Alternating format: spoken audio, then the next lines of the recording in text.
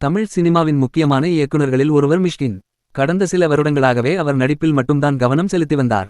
இந்நிலையில் அவர் மீண்டும் இயக்குனராக ட்ரெயின் படத்தின் மூலம் என்றி தந்திருக்கிறார். இன்று படத்தின் டீசர் வெளியிடப்படும் என அறிவிக்கப்பட்டு அதன்படி டீசர் வெளியிடப்பட்டது. அது ரசிகர்களிடம் பலத்த வரவேற்பை பெற்றிருக்கிறது. இயக்குனர் மிஷ்கினுக்கு பெரிய அறிமுகம் தேவையில்லை. அவரது ஒவ்வொரு படமும் ஒவ்வொரு விஷயத்தை புதிய கோணத்தில் பேசியவை. முதல் படத்திலிருந்தே தனக்கென ஒரு பாணியை வகுத்துக்கொண்டு எதற்காகவும் யாருக்காகவும் சமரசம் செய்து கொள்ளாமல் அதிலேயே பயணிப்பது அவ்வளவு எளிதான ஒன்று இல்லை. மிஷ்கின் அதை தவறாமல் பிடிவாதமாக செய்து வருகிறார்.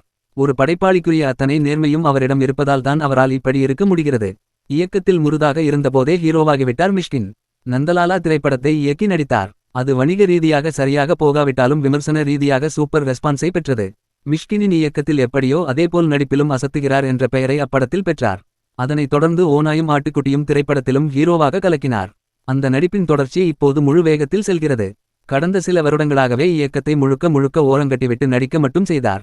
இருப்பினும் மிஷ்கின் போன்ற இயக்குனர்கள் படம் செய்யாமல் இருப்பது கலைக்கு நல்லது இல்லை என்று பலர் தொடர்ந்து கூற அவரும் மீண்டும் இயக்குவதற்கு வந்திருக்கிறார்.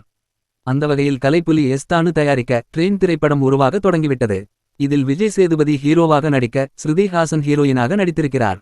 முதன்முறையாக சேதுவும் மிஷ்கினும் சேர்ந்திருப்பதாலும் மிஷ்கின் நீண்ட காலம் கழித்து இயக்கும் திரைப்படம் என்பதாலும் இதன் மீது எக்கச்சக்க எதிர்பார்ப்பு எழுந்திருக்கிறது. அவரும் விடாமல் ஷூட்டிங்கை நடத்தி தற்போது இறுதிக்கட்ட பணிகளில் மூழ்கியிருக்கிறார். இந்நிலையில் இன்று படத்தின் டீசர் வெளியாகியிருக்கிறது. டீசரை பொறுத்தவரையில் வழக்கமான மிஷ்கின் ஷாட்டுகள் கொஞ்சம் இருந்தாலும் முழுக்க இல்லை. பரபரவென்று வசனமே இல்லாமல் ஃபாஸ்ட் கட்டில் ட்ரெய்லர் போவது படமும் இப்படிப்பட்ட டோனில்தான் இருக்கும் என்பதை உணர்த்துவதாகவே தோன்றுகிறது. விஜய் சேதுபதியின் கெட்டப்பும் மிஷ்கினின் இயக்கமும் இதில் பெரிதாக பேசப்படும் என்பதை இந்த டீசர் உறுதியாக சொல்கிறது என்றே எடுத்துக்கொள்ள வேண்டும். நன்றி.